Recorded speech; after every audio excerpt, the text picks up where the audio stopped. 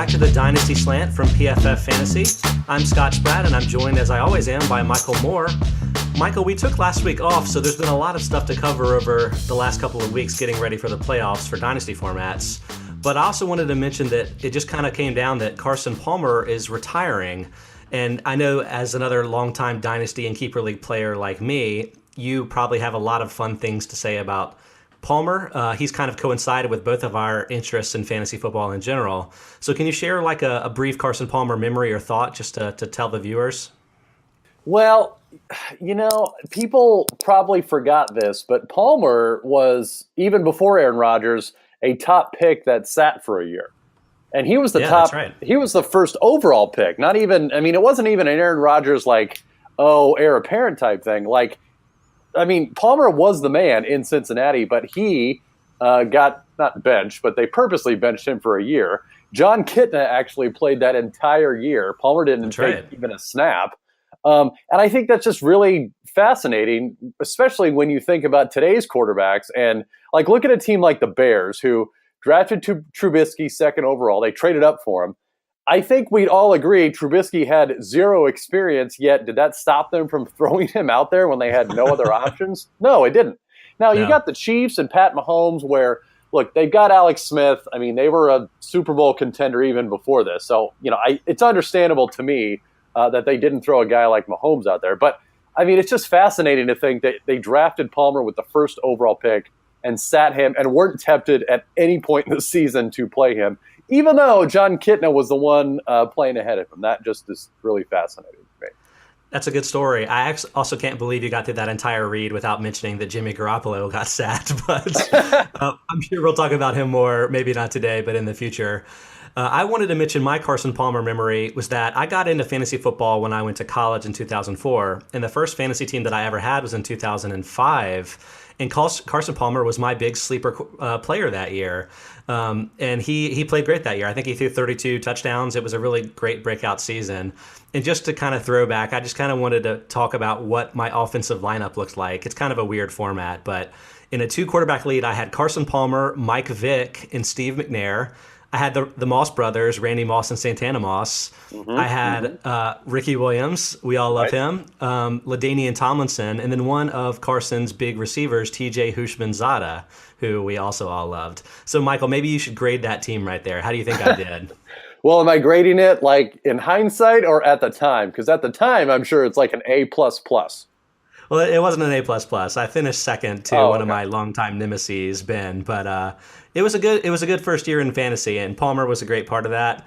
So it's amazing. He's lasted so long. He's had a great career. Even this last year was a very productive year.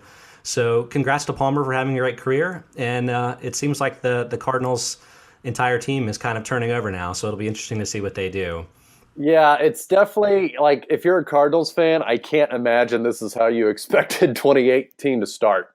You know what I mean? Like, oh, Palmer retired. Bruce Arians retired. Like they're now forced to hit the reset button, whether they wanted to or not. They have no choice. So that will be very interesting, but I'm sure we'll cover that a little later in this episode.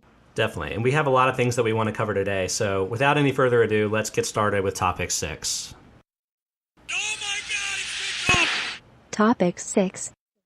Okay, Michael, since we haven't been here for 2 weeks talking, there's a lot of topics that we wanted to cover, but I want to start with something specifically from week 17, which is that there were a couple of receivers who were not the number one guys on their team who had huge outbursts in fantasy in week 17. The first is JuJu Smith-Schuster. We've talked about him before, but he went 9 for 143 and a touchdown on 10 targets, with Landry Jones playing quarterback for the Steelers.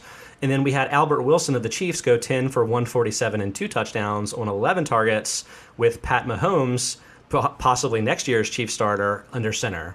So a couple of guys there. Let's take them one at a time. What are your thoughts on Smith-Schuster, given how good of a season he kind of had, maybe a little bit unexpectedly?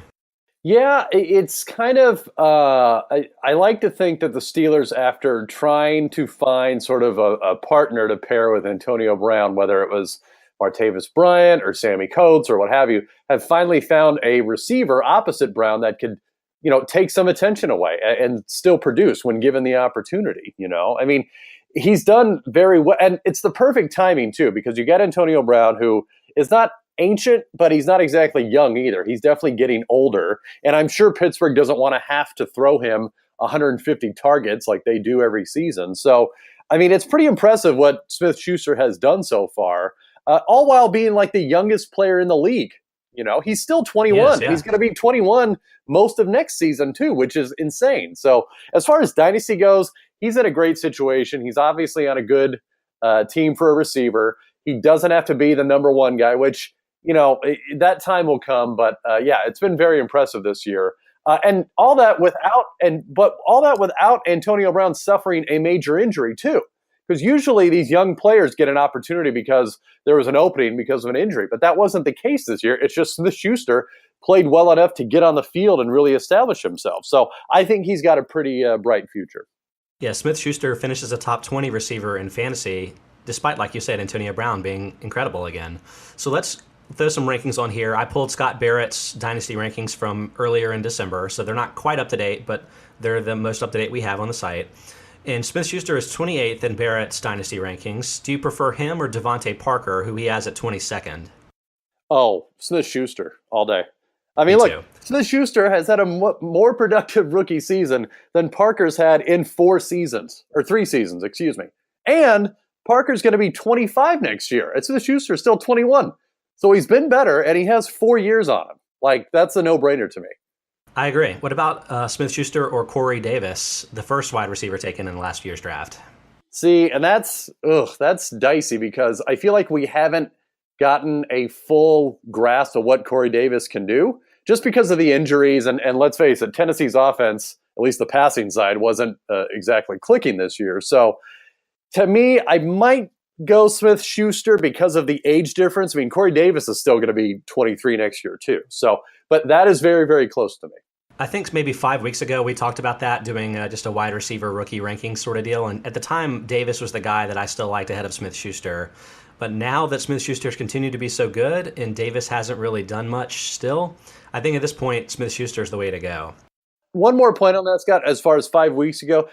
I mean, Smith-Schuster's been doing it in crunch time, too. I mean, this has been some pretty important games for Pittsburgh, and they're relying on him, and he's producing. So, yeah, that's even more reason to like him.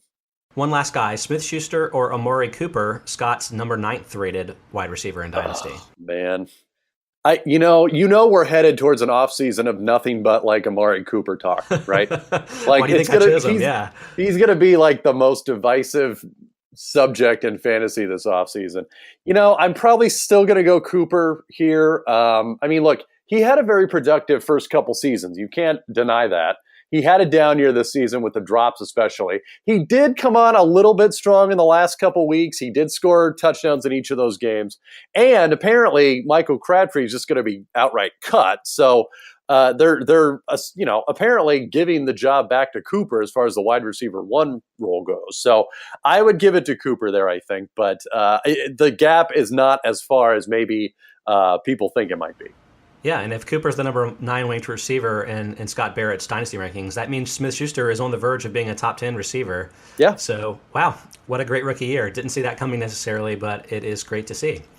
All right, the other guy that we wanted to talk about here was Albert Wilson of the Chiefs, who is a little bit older, obviously, than Smith-Schuster at 25, but he's had Alex Smith to deal with a lot of his time in Kansas City, and Smith has just never really thrown it at wide receivers. You can ask whether that's a chicken or egg situation, but do you think Wilson might actually be something in the future, especially with Mahomes potentially taking over as soon as next season? You know, I think there's going to be – I think turning the offense over to Mahomes is going to create a couple more viable receiver roles in that offense, if that makes sense. Meaning, yes. Before it may have been just Tyreek Hill and Travis Kelce in the passing game. But I think with a guy like Mahomes, they're going to lean on the pass probably more. I mean, assuming Mahomes develops and they can rely on that. But I think that creates a couple more receiving positions that are viable in fantasy. So with all that said, Albert Wilson's intriguing. He's obviously shown pretty well in his limited sample size that we have for him. And to your point, with Mahomes throwing the deep ball much better than Alex Smith is able to, that's going to open a lot of things up, whether it's Albert Wilson or another guy that I had mentioned to you earlier was JuJu Smith-Schuster, a 4th-round pick from this last draft. He's a big target. He was out of Michigan. good run blocker, which means, that's another way for him to get on the field. But he's a guy that is a pretty big guy that will be able to sort of go for those jump balls, those contested balls. And he had I think it was the 18th or 19th best deep catch rate as far as this last year's rookie class go, which is pretty good. So for a guy like Mahomes, who can throw it deep, that's one of the reasons they picked him. I think it opens up a lot of possibilities there. And I think, Wilson or Chesson are going to be guys to watch going into next year.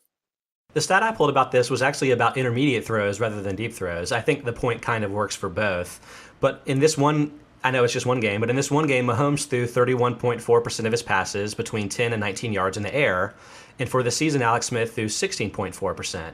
So that's a huge gulf. It's almost twice as many for Mahomes. And I do wonder whether that's going to open up a player. I don't know exactly who it's going to be, but like if Hill is more of the deep threat and he led the team with 11.7 yards with his average depth of target, that's still low, but again, I think that's Smith related. I wonder if Wilson might be that guy. For the year, he had a 5.9 average depth of target, so again, that's pretty low. But I feel like he can probably work the middle of the field, and he did that in this game with Mahomes under center. So I could kind of see it. Maybe this is just a kind of situation where there are multiple options for potential sleepers in their second wide receiver slot, because they have DeMarcus Robinson on the team too, another guy that is inexperienced but with some talent. So I don't know what you want to do, Michael. Do you want to do a comparison with Wilson? Who do you want to compare these guys to? I don't know. I mean, like you said, it's kind of hard to pinpoint which one is going to sort of rise above the other one, because there just hasn't been that opportunity before. The targets haven't been there before, So why don't I ask this? Would you take any of the Chiefs' second receivers, whichever one is your preference, over your other boy, Matt Collins, who's ranked 79th in Scott Barrett's Dynasty rankings? I probably would go with the Chiefs' second receiver over Hollins, because we've kind of got an idea of what the Eagles' offense can do. And I think we've seen that the second receiver there behind Alshon Jeffrey and even behind Zach Ertz is not going to be that productive. Well, we don't know for sure entirely yet, but I feel like with the Chiefs and Mahomes, we don't know yet the ceiling on that. We don't know how high that production can go. So I would take a risk and go with the Chiefs receiver in that scenario. Okay, what about the Chiefs receiver or Mohamed Sanu, the 70th ranked Barrett receiver? I don't know. Unless you had Mohamed Sanu this year, I don't think you realized how good he actually was. I mean, he actually outperformed Julio Jones a couple of weeks this year, and has really turned into a decent receiving option there in Atlanta. So I would probably go Sanu, quite honestly. I mean, assuming the Atlanta offense sort of stays the same or similar to what it is now, I would go Sanu there. What would you do? Yeah, I think that's fair, and I think that's also telling about the upside of these Chiefs receivers. Even with Mahomes under center, their first two options in the passing game are just so enticing that it's going to be tough for somebody to break out. Not only that, you got Kareem Hunt in the backfield too. True. Besides Kelsey and Tyreek Hill, So, but yeah, like Mohamed Sanu, I mean, yeah, he had 67 catches for 700 yards. And look, I think that's probably about in line with what some of the Chiefs receivers could do. But yeah, I'd take Sanu in that scenario. All right, moving on to the second topic. This is about another one of your boys, Chris Godwin, who I still recall is one of your early stashes of the weeks. Mm-hmm. He really acquitted himself nicely this week with a 7-catch, 111-yard, and a touchdown performance, with 12 targets coming for the Buccaneers in their upset win over the Saints. But he was actually one of 3 Buccaneers receivers that had at least 11 targets in that game. It was just a very pass-heavy performance there for all of their options. But I still wanted to ask you whether you thought Godwin was kind of coming on, because he's been very productive since week 10 in particular. Over that stretch, he's had 26 catches, 442 yards, and a touchdown on 43 targets.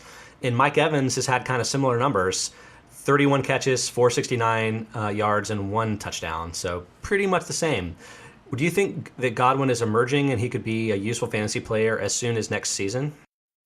I do, yeah. I mean, as you pointed out, he's been very productive in the wake of Deshaun Jackson's absence. And look, if you're an NFL team and you can get similar production but at a fraction of the cost, meaning Jackson signed a pretty big deal before last season and Godwin's still on his rookie contract, I think you do that. And I think you go with Godwin. I mean, they don't need Godwin to be the man there. They've got Mike Evans. And not to mention, they've got two pretty good receiving tight ends behind that too, and Cameron Brate and O.J. Howard. So they just need Godwin to be good in the limited time that they actually need to rely on him. But like, for example, as far as this year's rookie class goes, he had the 10th most deep pass receptions amongst receivers, and he had the 13th most deep pass yards. So if they're looking for that deep threat, Godwin was able to do it in college, and I don't see any reason why he couldn't keep doing that in the NFL. So to me, yeah, I think Godwin's in a good situation. I know people were a little nervous before the season because he landed in a situation that he was kind of roadblocked behind Evans and Jackson. But look, if they can move on from Jackson and save some money while giving the job back to Godwin, I think they do that, and I think he'd be pretty productive at it. I think people might be surprised to learn that Godwin is actually more of a deep threat at this point than Jackson. At least he was since week 10. He had a 13.5 yard average depth of target compared to just 12.3 yards for Jackson. Evans was longer than both of them. So Jackson wasn't really stretching the field the way that we're accustomed to seeing. And so I think there is kind of a turning over of the guard here. Probably more importantly, Godwin was leading the team in yards per target at 10.3, more than 2 yards higher than everybody else on the roster. So at least he was the one Buccaneer player that was playing well down the stretch. I think that's definitely going to earn him some extra looks next season. For the season, he is third among rookies in yards per route run, behind just JuJu Smith-Schuster, who we talked about, and Cooper Kupp of the Rams, ahead of some guys like Kenny Golladay and a few others. And I want you to rank these guys with each other. So Barrett has Godwin 67th in his Dynasty rankings. Do you like him or Carlos Henderson, who is 71st? Oh, I'd go Godwin, I think. Yeah. I agree. What about Godwin or D.D. Westbrook, 54th in the rankings? To me, I still look at Godwin. I think Godwin is more capable of being a complete receiver than Westbrook. And I think Godwin, as amazing as it sounds, probably has the clear path to targets now over Westbrook. So I would go Godwin there. I agree. I think Godwin's just more talented. I know the fantasy community really liked Westbrook, and I don't really know why, and I don't think he's played very well this season. So I would go Godwin there. What about Godwin versus Kenny Golladay of the Lions? All right. Can I ask you something first? Can I answer your question with a question? Yes, you can. What is the big deal about Kenny Golladay? Can you fill me in on that? Because I'm still searching for that. Okay, there's two big things to know about Golladay. Okay. First, he is just a huge person, and so he's a really good red zone target, and they don't really have a tight end. We'll be talking about that in a bit, actually. They might not have a tight end that works in the red zone, so I could see him having 10 touchdown seasons, I think, is the number one. The number two is you can call him Golladay N and then make jokes about the Golladay N being open. Like, I was texting my friend who's a Lions fan that the Golladay N had extended holiday hours when he was making plays in Week 17, so that's just a lot of fun for everybody. So it's really just about the jokes. It's about the jokes and about him being a huge person. I mean, I think the touchdown upside is real. Okay. All right. I would probably still go Godwin there. I think, amazingly, Godwin now has the clearer path to targets there than Golladay. Because, look, I mean, can we agree? Marvin Jones and Golden Tate quietly put together like the best receiving tandem this season, at least fantasy-wise or even real-life-wise. So I don't know that, the Lions would necessarily want to give that up at this point. Now, they will have a new coach coming in because they fired Jim Caldwell for some reason, but that's a whole different podcast. So who knows? Maybe they kind of hit the reset button a little bit there, but I just don't see a clear path for Golladay, at least more clear than Godwin. So I'd go Godwin there. If Marvin Jones was named Kenny Golladay, he would be a top 10 receiver on everyone's draft list. I'll just say that. Okay. Now I'm kind of forgetting where I am. What about Godwin or Zay Jones, who's the 49th receiver in Scott Barrett's rankings? Gross. Give me Godwin. Zay Jones was pretty bad. Can we agree with that? I have no idea. I need to see a pocket passer in Buffalo before I make any judgments there. Fair enough. About Godwin or John Ross? Oh, Godwin. Yeah.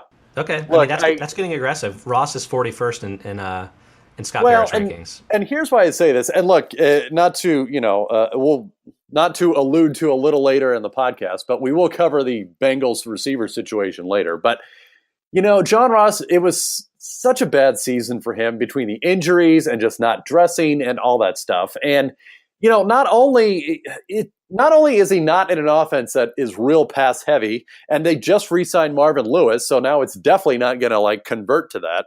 But they've got a couple guys ahead of them that are playing pretty well. Whether it was Tyler Boyd, they still have whatever Tyler Eifert turns out to be, and even if he doesn't, they've got Tyler Kroft as a backup, and they've still got AJ Green on top of all that. So I don't see where the targets, I guess, come from for Ross when it compares to Godwin. So I would still go Godwin there. Yeah, we'll talk about that a little bit more, but let me do one more guy here for Godwin. Godwin or Cooper Kupp, 36th in Scott's rankings.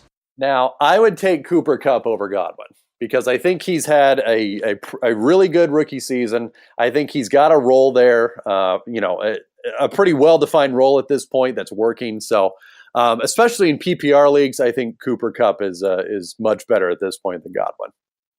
Yeah, but I mean, much better. It still seems like Godwin is a really highly ranked player, maybe top 40 in Dynasty among receivers, maybe top 50, but maybe the fourth best of the rookie class, the third or fourth best. So things looking up. That could be a nice sleeper for people next season.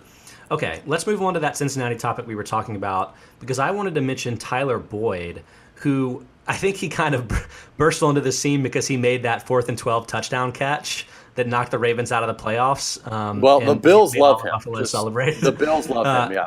Did you see the story about how all the Bills fans were donating $17 to Andy Dalton's charities because it had been 17 years? That's fantastic. Good for them. It's just hilarious. I love that. But anyway, that kind of turned me on to Tyler Boyd, but then when I looked into it more, he had been kind of productive in recent weeks.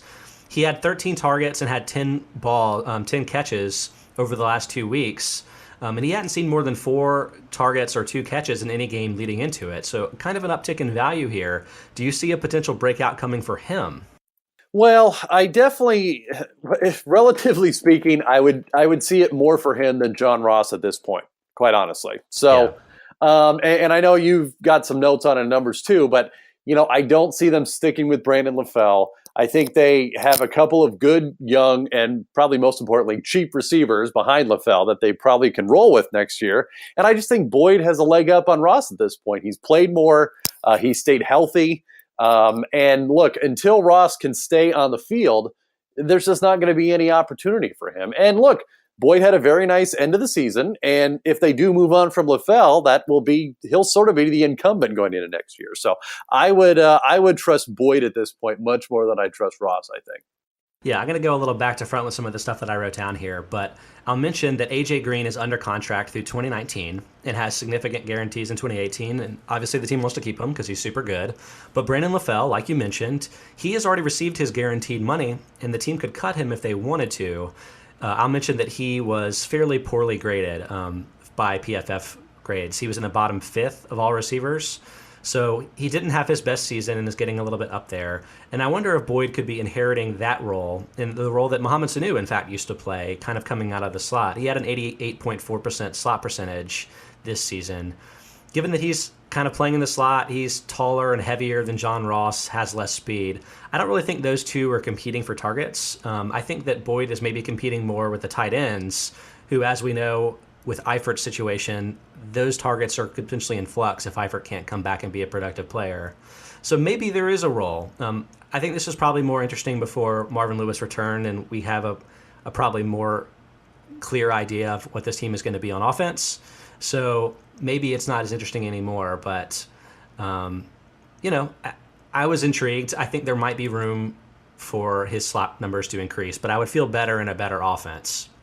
Yeah, and that's the thing. I mean, unless they either move on from Marvin Lewis or move on from Andy Dalton, nothing's going to change there as far as the offense goes. They're still going to be, very run heavy.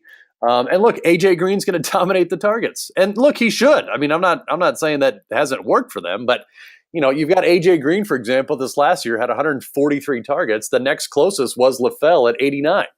So nearly 50% more than the guy in second as far as targets go. So, yeah, I just don't see a lot of upside with either one of those guys there. Okay, then let's just go ahead and move on, because I wanted to talk a little bit more about Dion Lewis, who I think we mentioned last week when we were talking about the Patriots running backs and their long-term value.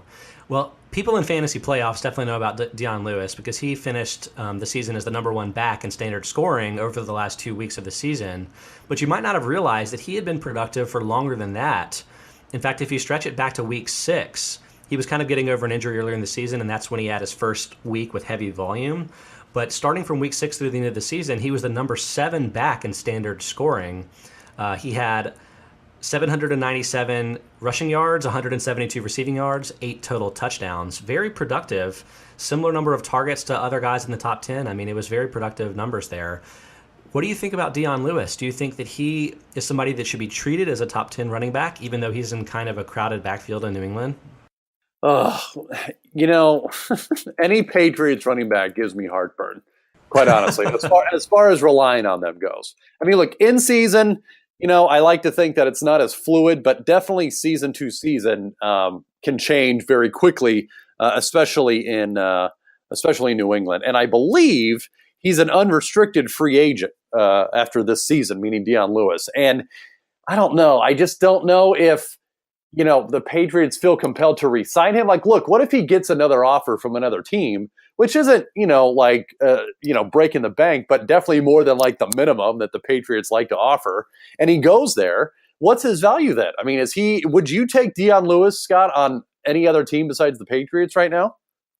Well, I think it depends on the team, but I think the whole idea that I've had behind this is that I think Lewis is a hugely underrated talent and somebody that can be effective both in traditional run looks and in traditional pass looks.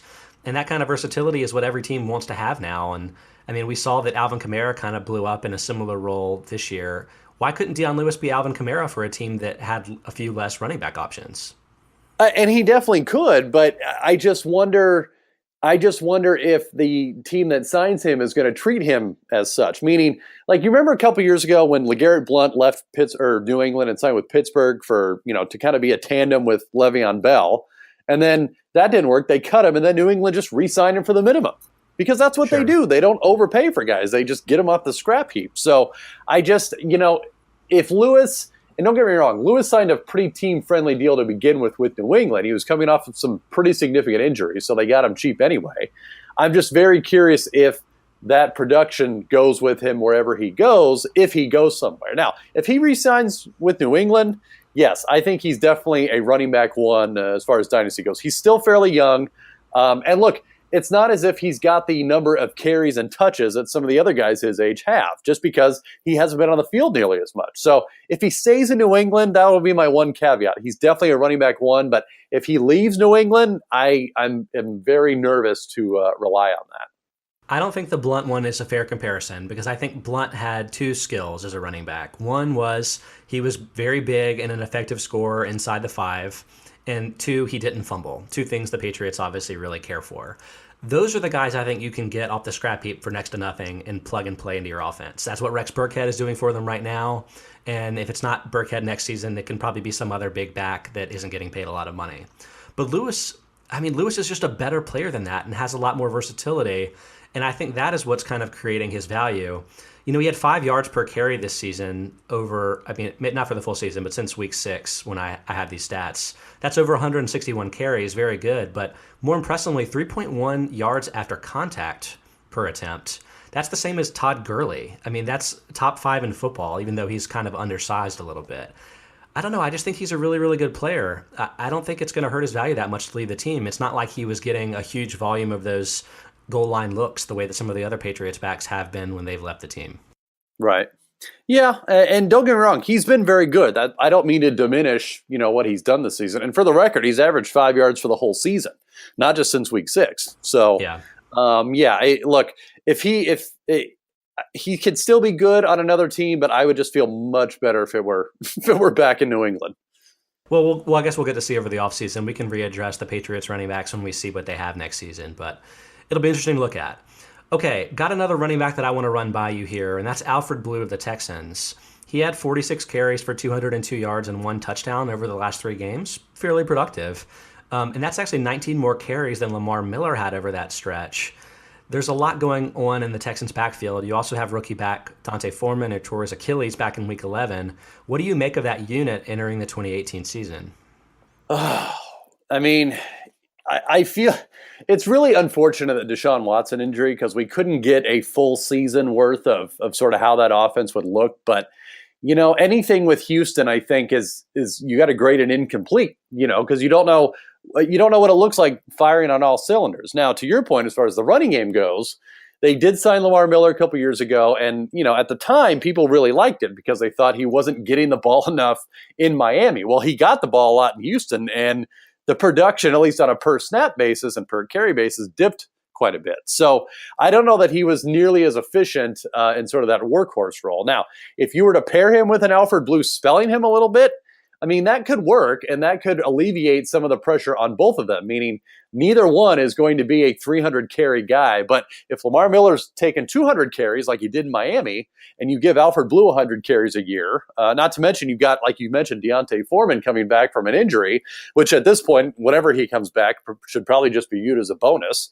It could be pretty good. And look, we don't know yet what it looks like with Watson and Watson being the quarterback there. They've only had guys like Tom Savage and TJ Yates throwing the ball. And look, no defense is going to be scared by TJ Yates or Tom Savage. So, of course, they're going to be focusing on the running game. So I would love to see that running game with Deshaun Watson. Now, with that said, I think they bring Miller back. I don't know that I don't know that the savings is enough to try to get another option in there. And I think they've got a team very, very close to Super Bowl contention next year with a healthy Watson, with a healthy Watt coming back too. They still got DeAndre Hopkins. And I think they want to see what they have before they, move on from the running game and the guys they got in it. I think that if Foreman hadn't torn his Achilles, they would have cut Miller. Miller has 2 years left on his deal, but the team could cut him for a $2 million cap hit, which is going to probably save them in the neighborhood of $14.5 million over the next 2 seasons if they chose to do that. I know Miller's just 26 years old, but he didn't perform as well this year as he had in his previous years. I just don't know. I don't think he's a special player. Alfred Blue is also an unrestricted free agent after this season. But the Foreman Achilles injury, to me, is just a major issue. Achilles injuries, in my mind, are much more serious than ACL injuries, mostly because of where the medical community is in treating them. The typical recovery time is kind of in the 9 to 12 month range, kind of similar to an ACL injury. It just seems like a lot fewer guys come back to their normal level of accomplishment afterwards. And so just pulling a couple of guys that had Achilles tears in recent seasons, you had Arian Foster in 2015, Beanie Wells back in 2013, Kendall Hunter of your 49ers, if anybody remembers him, back in 2012. Mikel LaSure on the Lions in 2011, Lindale White when he was kind of making a comeback in 2010. None of those guys had 1,000 yards after their injury for the rest of their careers, and all of them were out of football within 2 years after their injuries. That list was just depressing, Scott. It's super depressing. There are players that have come back. The number one guy to me that stands out is Terrell Suggs, the defensive end / pass rushing linebacker for the Ravens, who not only got back in 6 months, but he became himself probably more like a year and a half later, but has been very productive in several seasons since then. But Achilles injuries are no joke, and I don't think that the team can plan to rely on Foreman, definitely not next season, because I'm not even sure he'll be back for more than half of next season, if at all. But I think it would be, at best case scenario, 2019 before he's back and healthy, which means that they're going to have to do something in their running game apart from Foreman next season. Maybe that entices them to keep Miller. Maybe they sign someone else cheaper. But they don't actually have their first or second round draft picks this season because of the Browns trades that gave them Deshaun Watson, something they're not going to be looking to take back anytime soon, but it does leave them with fewer options in the offseason. Maybe they're stuck with Miller because they just don't have a lot of other options. I don't know. Well, but just like we talked about with Lewis, running backs can be had off the scrap heap, pretty good ones too. And even if they aren't, there's so many good running backs in this rookie class that they can get guys later rounds, 3rd, 4th, 5th, something like that. Now, you could argue that's not the best use of the little draft picks they have, but there's going to be plenty of options there. So I agree, they need to do something. I just don't know that it involves cutting Miller because, as you mentioned, they're pretty thin. I mean, the depth chart after Blue, if he leaves, and Foreman, because he's injured, there's not a whole lot there. So they may have to keep Miller just out of necessity at this point. Let me just say, if you need a flexible back with a little bit of an injury history, I mean, wouldn't you way rather have Dion Lewis than Lamar Miller? Oh, completely. Yeah. I don't know how expensive he's going to be, but he's 27 years old. He's got the injury history. Could you get him for less than $15 million guaranteed over a couple of seasons? I think maybe you could, frankly. Maybe. Well, maybe. I don't know. I mean, the Patriots, I don't know that the Patriots would pay that. I know that much. But, at the very least. I think you're underestimating how good Dion Lewis is. This is kind of where I'm at. Apparently. Well, look, the bright side, according to Over the Cap, Texans have $50 million in cap room. So, look, they're going to have some money. Doesn't mean they need to break the bank on a, Le'Veon Bell or anything like that. But I think they'll probably go free agent shopping and probably get a couple options and just throw stuff against the wall to see what sticks. Okay, one more topic in the topic 6. It's my favorite player, Eric Ebron, who he kind of sabotaged this topic. I was looking at this pretty heavily before week 17, and he had just 1 catch for 9 yards last week. But even with that, he had 11 catches, 7 catches, 8 catches, and 6 catches in his last 4 weeks. Scratch that. Those are all targets. 11, 7, 8, and 6 targets. And he had only had 6 targets 3 times prior to week 14. So he's had a kind of major turnaround. He was actually the number 1 tight end in fantasy over the final month. Is Ebron kind of doing something now, or is this kind of a weird blip? No, it's a blip, people. Don't get tricked. Don't get sucked into this like I did many, many times. Okay, look, I don't want to use the whole, even a blind squirrel finds a nut every once in a while, but it kind of applies here. Like, he had a couple good games, I will grant you, but look at his season this year, and then just look at his previous seasons. It's not good, And look, I learned it from you, Scott. You told me way back when that he wasn't good because he couldn't catch, and he still can't catch, right? I have some stats on that. So this is kind of damning with faint praise. So hit me, please. This is damning with faint praise. But Ebron had his best year in terms of drop rate this season. He had just 6 drops on 80 total targets for a 7.5% drop rate. His previous 3 seasons were 8.2%, 9.2%, and 9.9%. If that sounds a little bit lower than you're used to, that's because I'm quoting that on all targets, not on catchable targets. If you add that in, he's dropping over more than a tenth of his catchable targets. But not great, but let me throw out some tight ends that had a worse drop rate than Ebron this season. Austin Hooper, Charles Clay, and Evan Ingram. Oh, no. Oh, Evan Ingram. Does that change your mind at all? No, it doesn't. Look, we've had 4 seasons of Eric Ebron, okay? We know what he is, okay? He has 11 touchdowns over 4 seasons. He hasn't had a season where he averaged more than 11.7 yards a catch. He hasn't had a season where he had more than 700 yards in a season. So, no, I'm not buying this. Like, look, good for Ebron that he came through for a couple of people. For the few fantasy teams that actually started him during the fantasy playoffs, you should be rewarded because you hit the lottery ticket. But as for next year, no, I'm staying far, far away from that. Give me Marvin Jones. Give me Golden Tate in that offense. Give me whatever running back they signed to replace Amir Abdullah because he hasn't been great either. No, I'm not falling for that again. No. And it's unfortunate the Lions already picked up his 5th-year option, so he will be back in that crowded offense. Great. He feels like the ultimate change of scenery guy, but he will be a massive decoy in a very good offense. No, I mean, look, they will have a new coach up next season, which again we'll touch on that a little bit. But unless that coach just has a history of feeding the tight end, I'm not buying it. So no, I'm out.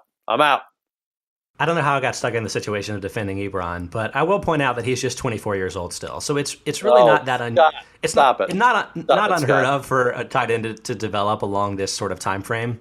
Scott, why are you doing this to yourself? Why? I think you're making it sound a little bit worse than it is. Like Ebron is not going to be a top 5 tight end ever. I think we understand that. But like he'll probably be a top 10 fantasy tight end when one of the next 2 seasons, right? Don't you think? Yeah, okay. Well, and look, I think we have to remember it's all relative, meaning Ebron was drafted literally in the top 10 of the overall NFL draft. So, of course, expectations were sky high that he was going to be, the next Rob Gronkowski. And he's not, and he's never going to be. Now, to your point, could he be a tight end 1? Sure. But we have to remember it's a low-end tight end 1. It is not a elite tight end 1 along the Gronk or the Kelsey mold.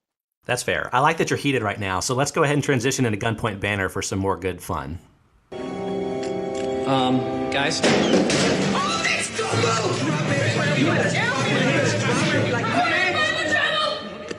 Gunpoint Banter.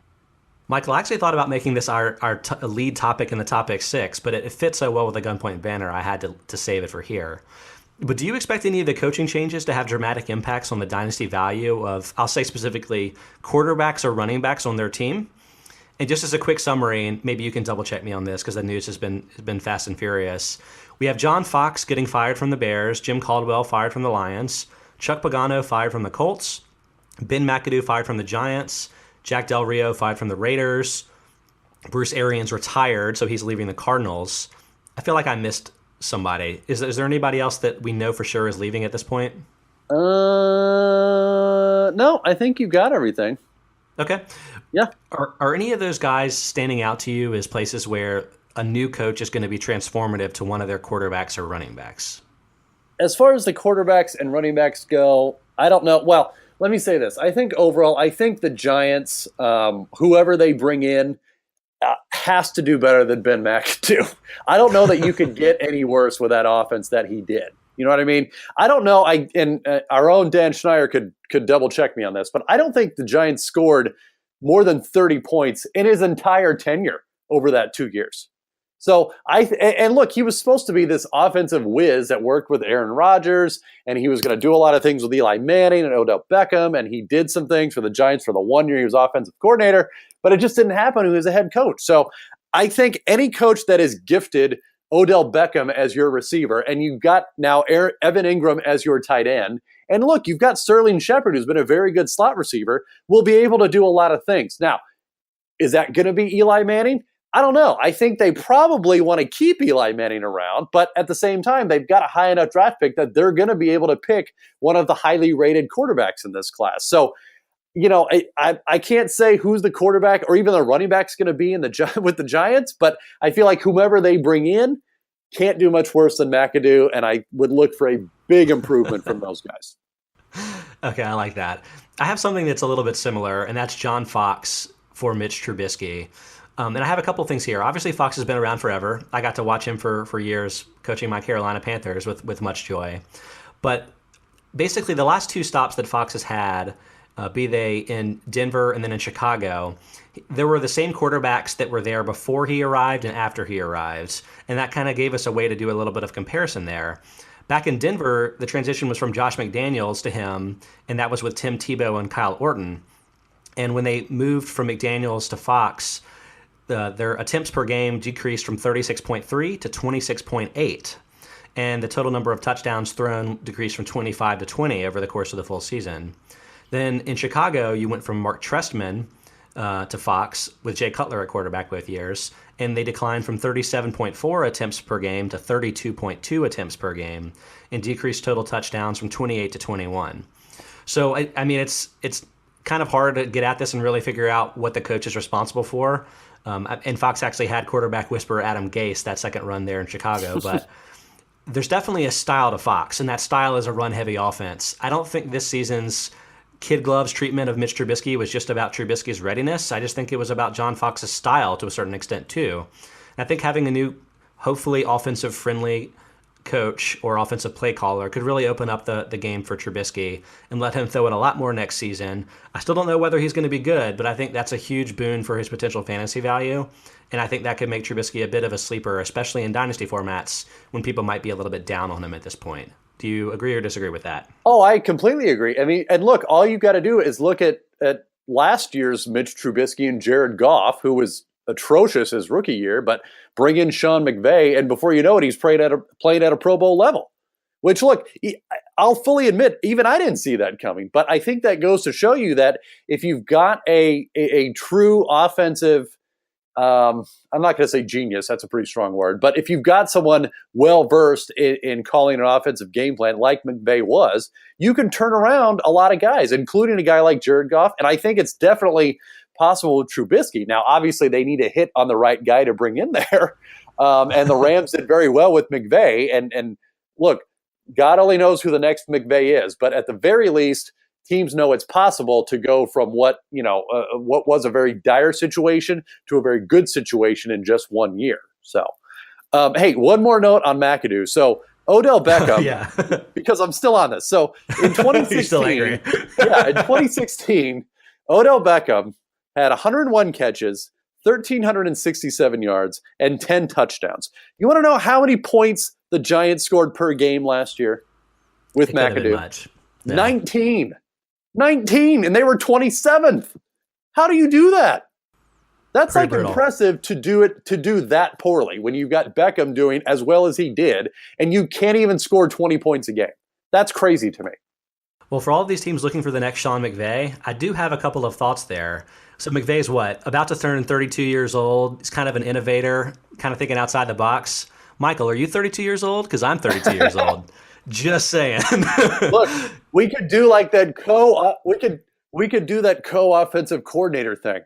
Oh, I'll absolutely be your coordinator. I do not mind working for you, Michael. So we can be a package deal if coaches want that. One of us will be on the field, right? Like working with the quarterback. The other one can be up in the booth calling the plays, right? That's how we'll do it. I love it. Okay, I love it. Done. I already get the feeling you would look great in a headset too. So I think this is a great idea. Be creative, teams. Yeah, where can we apply for that? Like, is that an online posting? Yeah, I mean, it's like at monster.com or one of those, right? I assume. Yeah, like Indeed, maybe. Okay, I'll look. Yeah. I'll look it up. I'll send you the link. Look it up and we'll text after the show. Okay, one more thing to do before we call this thing a wrap. I'm telling you, these shares are hot. Yeah, that sounds like a good idea. It's definitely a good idea. Dwayne, I get it. Now, can you get me? Have I ever lied to you? That's right. And ask around. I never do, Dwayne. Stash of the week. I already mentioned that Michael's pick from a few weeks ago was Chris Godwin was playing dividends in Dynasty format. So, Michael, who was your gem this week? Well, I went very, very deep with this pick, Scott. So much so that a few of our folks may not have even heard of this. But I'm going to go with the next great Patriots slot receiver in Wiley McCarron, who, yes, I know it's a name that not many of you have heard. But he's got, I mean, it's the exact makeup and trajectory as the previous slot receivers for the Patriots had. He's a smallish guy, 5'9", 188. But came out of Iowa. He was the receiver for the 49ers own C.J. Beathard last year. But did a lot of things in the slot. And look, he's ticketed for that role. Now, that's how a lot of the Patriots slot receivers came to be, meaning unknown guy, maybe didn't have the biggest college resume, but look, he proved that he could follow the playbook, which is like step number one to becoming any cog on the Patriots offense. He's got the wheels for it. He ran 4.36 in his 40 time in his pro day last season. So it's a guy that is not on the radar of a lot of people, but I think could be, especially as guys like Amendola and guys like Edelman for New England either get older or more expensive or both. So if you've got, look, and I'm not saying if your roster is only 20 men deep to go and get him, but if you play on some rosters that are fairly deep, he could be a guy that you could stash on your taxi squad for a year or two and potentially pay off. I like it, going deep. I went deep as well, but probably not quite that deep. I think most people have heard of Jakeem Grant, the wide receiver for the Miami Dolphins, mostly for his punt return work. But with Jarvis Landry potentially leaving in free agency, something we've talked about, the Dolphins could have need for somebody to fill maybe not exactly that role, but sort of their short, middle of the field kind of role. You've got Devontae Parker and Kenny Stills under contract, both being bigger traditional outside receivers. Parker's 6'3", 209, Stills 6'1", 194, and obviously a good field stretcher.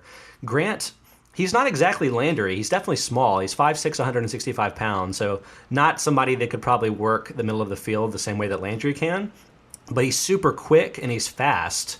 And I wonder if he could be like a Chris Thompson kind of guy, where even if he's only getting 10 touches a game, he could produce enough on those touches to become fantasy relevant in deeper formats.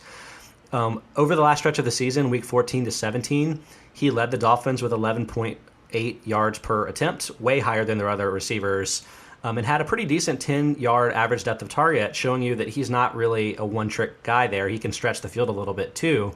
So he could be kind of an interesting gadget type of player.